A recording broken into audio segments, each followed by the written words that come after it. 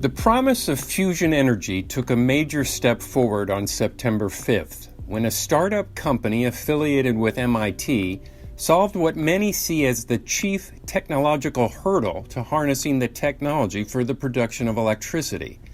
They successfully tested a high-temperature, superconducting electromagnet capable of containing the incredibly high temperatures needed for a fusion reaction while using far less energy in doing it. The startup is now moving on to the big test, determining whether a fusion reaction can actually generate more energy than it uses. The goal is 2025 for that test, and then 2030 or thereabouts for developing a commercial-scale fusion power plant. I'm Bruce Moll from CommonWealth Magazine, and I'm joined on the podcast by two of the architects of the fusion initiative, Bob Mumgard, the CEO of CommonWealth Fusion Systems, and Dennis White, the director of MIT's Plasma Science and Fusion Center and a co-founder of CommonWealth Fusion Systems. Welcome, gentlemen.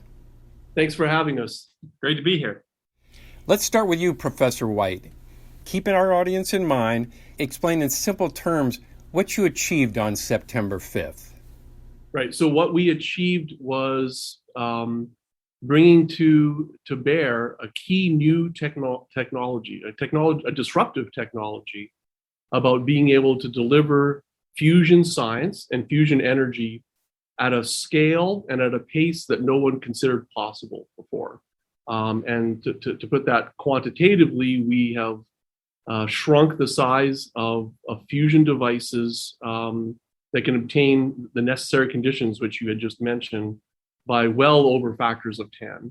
And what we showed with the magnet of developing it in 3 years, we are accelerating the pace of bringing fusion energy as a practical source to mankind. So that's at the high level of why the magnet test was so critical. So, Mr. Mumgard, you've shown that you can contain a fusion reaction using far less energy and far less materials, bigger space, and that sort of thing. But you've yet to prove, I guess that's the big test coming, that you can run a reaction that will yield more energy than it actually takes to run it. Is that right?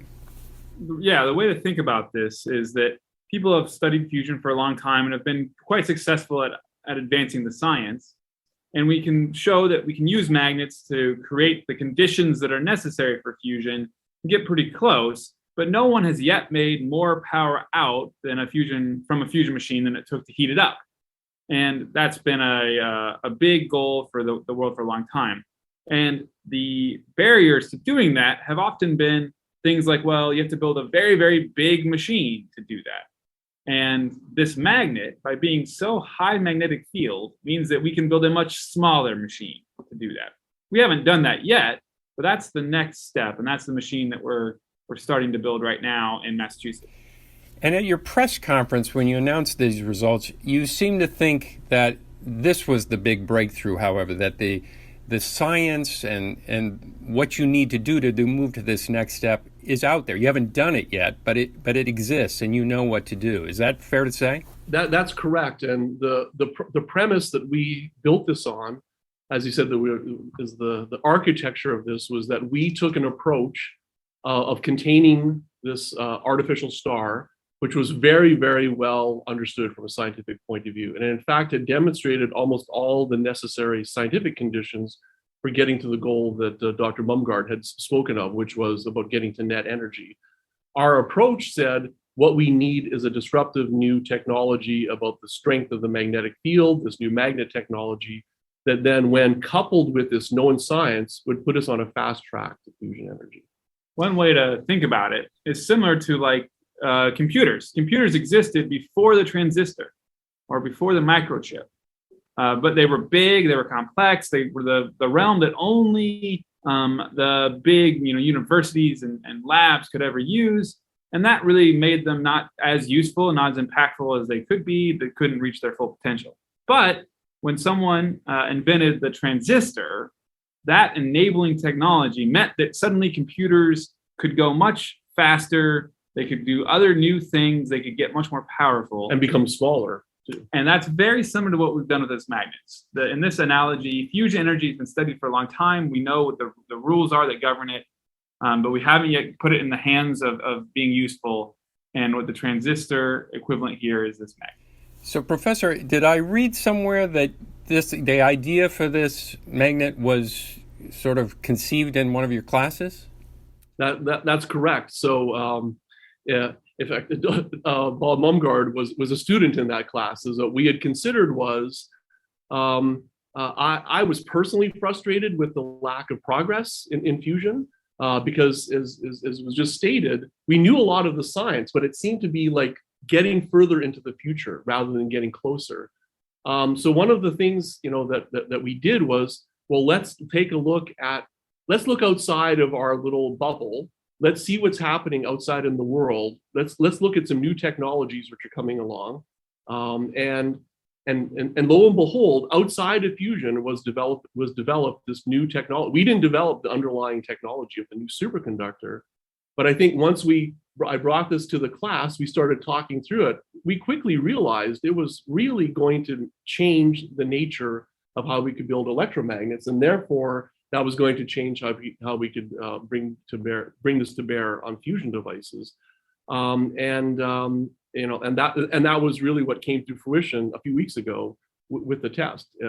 But it was that was really the strategy all along. Was like, let's take science that we understand, but give it a new tool so that we're going to be able to do it a lot faster and a lot more effectively. And of course, I have to say is that it also helps having brilliant students who are now CEOs and so forth, who are leading this effort, and that's also very satisfying, of course, of seeing that come all the way through to fruition. Did you think it would lead to this, Mr. Mumgar, when you were sitting in that class? Not entirely, not the exact path, but you could see that it was going to be a big change. And if you combine that seeing that this was a new tool and a big change with the needs related to climate change and with the atmosphere around innovation and how to very quickly get things from the laboratory bench to the market and impact that we've seen in companies that, particularly in the Boston and ecosystem around MIT, you could start to put those pieces together even that early. That here you have this very, very established scientific field. You've got this new tool that changes that field completely. That field has an application, which is energy without any emissions that the world desperately needed. And you're in an ecosystem that knows how to take that all the way as fast as possible from all the other tools that you need besides just the science. And so you could start to see that be sketched out. Yeah. But it took several years before those threads were sort of strong enough to be tied together into what we're doing now. And our science and technology understanding itself became stronger as we went along. That was also a key part of it.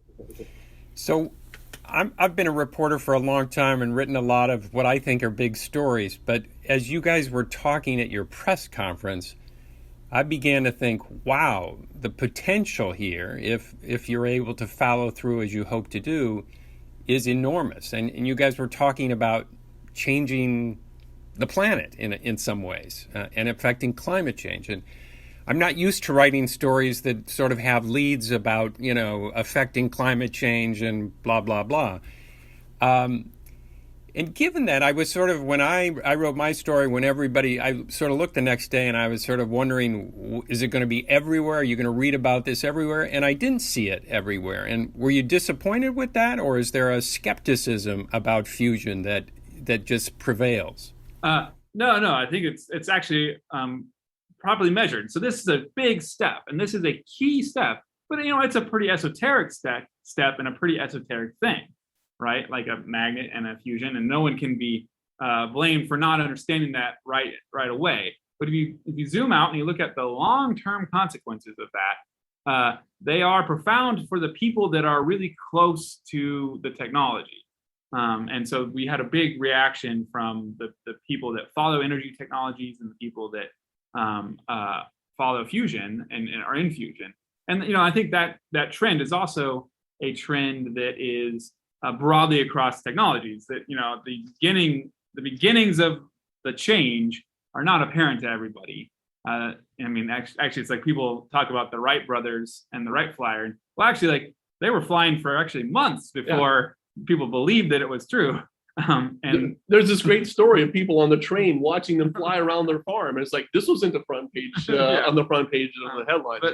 But eventually, once you start to get to the actual impact, which, we're still a ways away from, but we're, now at the stage where we can make the next set of investments and tools and people and infrastructure to tackle with high confidence. Once we get, that rolling is really where you'll start to see more and more people watching it. And we have to be humble about the challenges that are still in front of us. I mean, you could tell the excitement of the scientific team at that press conference, because we understand the importance of this new tool and what it will mean to advancing the science and energy mission of fusion. But in the end, it's about delivering net fusion energy and practical fusion energy systems.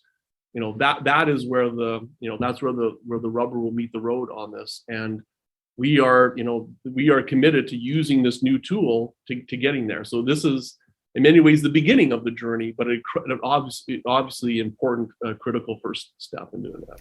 But for our listeners, the tone of that press conference was, this was the big technological breakthrough for you folks. The rest is a challenge. You've got lots of challenges ahead, but not unknown challenges. Is that fair to say? I would say that's a correct statement. And particularly going to the device that we just mentioned, which is called Spark, which is being built in Massachusetts. It was very intentionally designed such that the scientific and technological outline of it was well within hand, with one exception, which was this new magnet technology. So with the advent of this new technology, it's like there is nothing stopping us from building that first demonstration, the Kitty Hawk moment of fusion, which is when you see net fusion energy from a system on Earth for the first time. That's going to be the most important moment. Bob, could you talk a little bit about what it's like to work at a company with such high ambitions for changing the way we live in a lot of ways? Yeah, it's so CFS is just over 3 years old, and it's a company from the very beginning. Everyone involved knew what it is that we had to do, and that's actually a rare thing in a startup. A startup is oftentimes looking for the right path to go. It's either problem in search of a solution or a solution in search of a problem, and we had pretty good fit on problem and solution from the very beginning. And that's a unique thing to be in, because it attracts other people who want to solve those types of problems. And so if you look at the company now, which is about 160 people, they are mission aligned to extremely high degree. They are very capable. They're diverse. They came from all over the world to try to do this one thing, get fusion energy as fast as possible to impact. And that's been very fun to build. It's been fun to watch, and it's been really fun to watch the world interact with it. And when we first started out, it was people sort of thought, well, that's really, really audacious. I think that might be borderline crazy. And now it's just seen as audacious and also with a lot of momentum. And so that's been a fun thing to watch, whether that's the policymakers thinking about how fusion fits into the energy mix in the future and how to pave that way to the US and Massachusetts to be a leader, or whether that's the students who apply to graduate schools where those applications are way up, or whether that's the financial markets thinking through how do we make sure that the fuel that runs this whole thing in terms of the finances to grow and improve things continues to flow. And so it's sort of become a bit more of a movement than when we first started out. So it's been very exciting. And talk a little bit about it as a business. Is it a business or is it an academic exercise? You've got a company, but MIT appears to be heavily involved. How do you envision this? Like, if you build Spark and then move on from that, are you guys going to license this technology, or are you going to control it in some fashion? Yeah, so it's a great question. I think it's one that really shows the path we've gone down, shows the thoughtfulness behind this. So the energy markets are indeed businesses, right? The way that we particularly in the West, the way that we get our energy is through companies that develop technologies and other people who buy those technologies and deploy them, and then they go across wires and end up in our homes and end up in our systems. So that's where it has to end up eventually. It has to end up as a company that can actually grow very, very quickly to be able to serve a zero emission state. But it starts out as a science, and that's how most innovations start out. And that's one of the reasons that CFS came out of MIT, where we can leverage the MIT experience. Yeah, and so clearly the MIT part of this, of we need these technological and science innovations, to get there. So it obviously makes sense for MIT to be involved in that way. But I'll almost go back to the analogy about flight. After we had commercial airliners, we didn't get rid of aero-astro departments at universities. In fact, they thrive now because there's always further innovations, not just training people, but actually what's the next idea? What's the next curiosity-driven innovation that comes along that might be there? So the way I look at it from my side as an academic and as an educator, this is thrilling, because what we could say is that, you talk about licensing, we came up with this idea, we hatched it here, Bob and I and several others here at MIT. And, the obvious answer was, well, we should license this idea into the fusion energy industry. There was no fusion energy industry. So let's create one.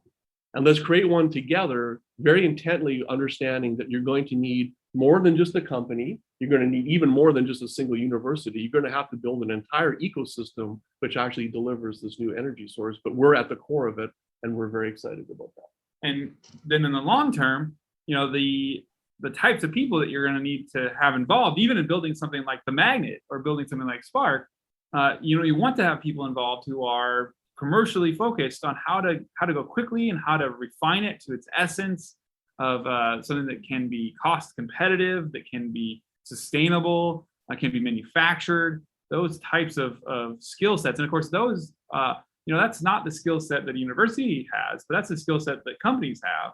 So really, this is the best of both worlds, trying to create a bridge to get technologies that could be very impactful out of the lab and into the market as fast as possible without ever dropping anything. And would you say that the markets after your recent announcement, have financial markets, you mentioned them, their interest in this, and companies, are people beating down your door now to try and get involved, or are they trying to stop you in some way, which is a classic out of movies and stuff? They don't want this developed. What's happening? Yeah, the good thing about fusion is that people that know about it, they're very excited about it, and that's almost universal. And that's not just a U.S. thing, and it's not just in the private industry or in the academic world. That's pretty universal. You can see what this could do for humanity, and so people get excited about it.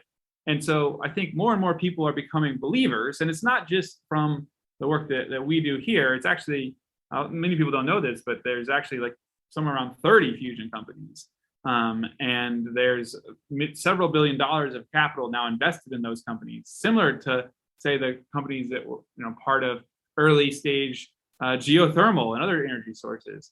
So it's a growing ecosystem that is attracting interest from people that want to work in it, talent. It's also attracting interest from investors who will fund things like this that are still somewhat speculative, technology development, longer timelines. But those are people that are getting more and more involved, either through CFS or through other means. Well, thank you both for joining me today, Professor Dennis White of MIT and Bob Mumgard, the CEO of CommonWealth Fusion Systems. And to our listeners, we'll see you again next week. Thank you.